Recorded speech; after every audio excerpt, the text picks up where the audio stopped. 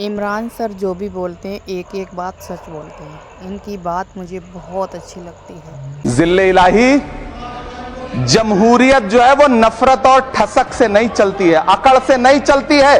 उसमें सबकी हिस्सेदारी जरूरी है। सबको समझना पड़ेगा कि जब जंगल में आग लगती है तो न वो बरगद बचते हैं जो हवा को आंधी में तब्दील करते हैं, न वो बांस बचते हैं जो आपसी रगड़ से चिंगारी पैदा करते हैं। ये बिल सिर्फ इस देश के मुसलमानों को नीचा दिखाने का और अपने एक ऐसे मतदाता वर्ग को खुश करने का बिल है जिनको इस बिल के पास हो जाने से कुछ मिलेगा भी नहीं। धन्यवाद मोदी जी, क्या बढ़िया सौगातें मोदी दे रहे हैं आप।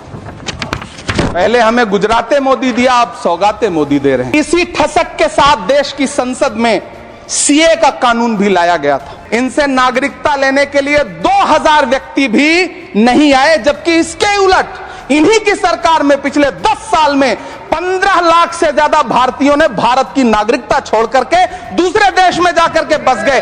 यह हुआ उस कानून का अंजाम। जिस तरह आज वक्फ के फायदे गिनाए जा रहे हैं, उसी तरह से किसानों को भी कृषि कानूनों के फायदे गिनाए गए थे। लेकिन अंजाम क्या हुआ? 700 किसानों की शहादत लेने के बाद सरकार को अन्नदाता किसानों के सामने घुटने टेकने पड़े और कृषि कानून वापस लेने पड़े। कल देश के माइनॉरिटी मिनिस्टर ने लोकसभा में खड़े होकर एक शेर सुनाया था कि मुझसे कोई बदगुमान न हो, तो मैं उन्हें एक शेर सुनाना चाहता हूं। मैं आज जद पे हूं तो इतना खुशगुमान न हो, चराग सबके बुझेंगे हवा किसी की नहीं। कि चरागों के सफर में दबदबा हो आंधियों का तो फिर अंजाम जुल्मत के सिवा कुछ भी नहीं होगा। ये दुनिया नफरतों के आखिरी स्टेज पर है, इलाज इसका मोहब्बत के सिवा कुछ भी नहीं होगा। मेरी पलकें गीली हैं।